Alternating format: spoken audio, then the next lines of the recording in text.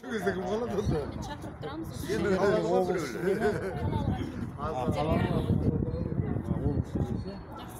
Ертең сіздердің ток-шоу сіздердің ұйымдастырылған. Қалалық мәслихаттың ұйымдастырылған. Дін мәселесінде таңертең ондағы ол сіздердің. Біз тілге.